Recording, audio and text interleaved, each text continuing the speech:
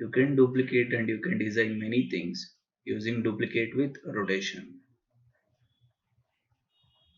So just use a rotation tool. So place wherever you need. I'm placing at the edge. So just hold down Alt and copy it. One single copy is done. So just press Ctrl D. Automatically it will take transform with duplicate.